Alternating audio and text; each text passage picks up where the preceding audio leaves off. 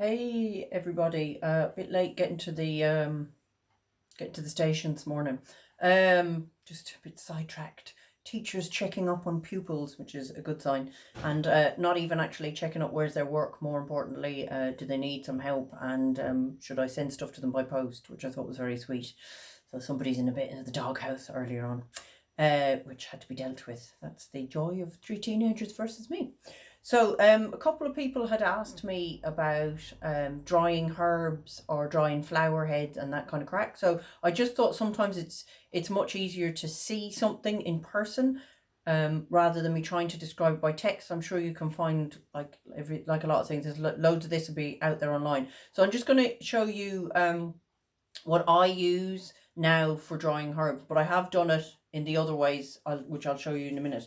So this Yoke here, it's I think this I know came from my friend who was moving house. I don't know if Di is on this group or not, but thank you, Di, for this because it's a great idea. So I used to have, but I had one of these years ago when my twins were little, and I used to put their clothes into this. Now they don't take much weight, and there's a Velcro yoke at the top. I think I bought my one, or somebody gave me my original one from IKEA, which I then passed on to somebody else because I was moving house. So the thing is that it's made wholly of netting, like even the bottom of these shelves and stuff like that. I'll show you. This has 1, 2, 3, 4, 5, 6 compartments entirely.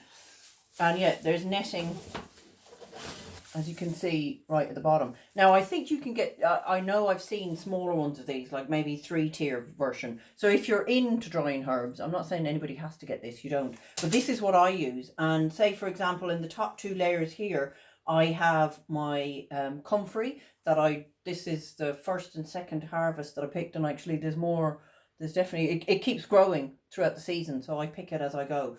But I can definitely I make my balm out of these. I'm going to start doing some of that this week. And then below that, I have lemon balm, which I put in. So the key is that you need to get air around, which is why this is great with the holes above and sides and everything else, and underneath, obviously. So when I was putting in even this top layer, there's quite a bit of comfrey. You can hear the dryness of it there. So the air passes all the way through. But the key is that you put them in a layer. So what I had done is filled up the 6 of these with I don't know exactly how many leaves, but a bunch of leaves so that the air got all around. And as they dried, then I moved them up to the top one. So or the top 2, I should say. So what I had done is, so then I was using the bottom ones to dry lemon balm in, but I didn't want the comfrey to drop down on top of that, and the comfrey was already dry. So in the bottom of this shelf, I have a brown paper bag cut in a circle, so none of the comfrey bits will fall down on the lemon balm. It's not the worst thing in the world if it happens, but it depends on what you're using them for and what you're making them for. So I'm going to use the top 2 shelves here, or layers, are comfrey leaves. So comfrey is what we traditionally, or was traditionally, called bone knit. So they would have dug it up and made a poultice out of it. So what we now class as plaster of Paris was originally made from comfrey. It's one of those plants that lots of people might be familiar with. It grows quite abundantly and it can spread, like it'll self-seed. So for some people that's quite an invasive plant, but because I use it, it's growing, sorry, I'm looking out the window because it's growing right outside our kitchen window. And I mind mine as in I don't spray in my garden or anything like that. My neighbour doesn't either. Power hosing is about the strongest thing, and he loves cutting his lawn. So sometimes we think we could hire him to come over and cut ours. He'd be up there twice a week. Wouldn't be quite that industrious.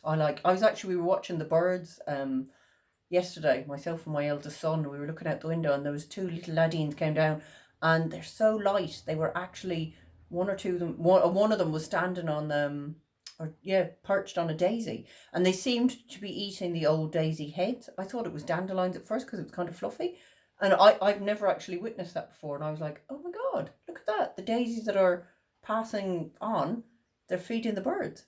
That mad? I've never spotted that. I thought they were digging for worms at first, but I couldn't quite get it. And anyway, so we were staring out the window at them for about 10 minutes. So my comfrey's out there. So what I might do is take a picture of that, or show you it in situ. They can have mine has light purpley flowers. You can have kind of off-whitey flowers as well. And bumblebees actually feed on these. They have a drop flower that comes down, you know, like those ones you'd see in a fairy book, that kind of like bluebelly sort of flower. And they have a long enough snout to be getting in there to them. So a beekeeper corrected me when I said, "Oh, look, they're the honeybees." And she said, "No, they're not. They're bumblebees, but they're bees nonetheless." So the thing about comfrey though is as well, it's one of those few plants. I think I said this in a previous thing that it feeds the soil, so it gives nitrogen to the soil. So if you were trying to, if you had it in amongst a patch of herbs or something like that, it's a really good thing to have. It's a lovely plant when it's luscious and it's tall and it's blowing in a bit of breeze or whatever. And as I said, the honeybees feed off it. But it can get kind of big. So, but you can dig it up and you can half down the plant and everything, and it'll come back by itself. So mine comes back every year. It dies off late in the year, probably November time, I suppose. But I can harvest it all the way through, and so I harvest there last month, I think it was, twice.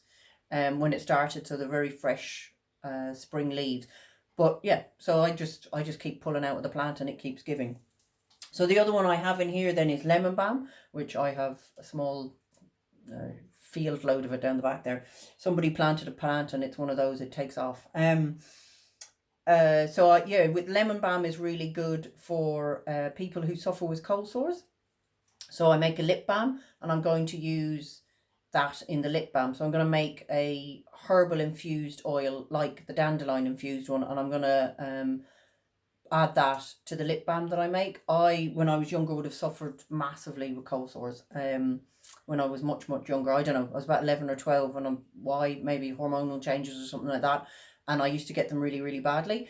I thankfully, touch wood, don't seem to get them quite as bad, but I'd be quite mindful of when I can feel them now. So I would take a homeopathic remedy, lysine, and I use this lip balm. But I like the thing is, I've played around with lip balm recipes quite a bit, and I've used lip balm a great deal, and I would put it on to protect my lips in winter and in summer.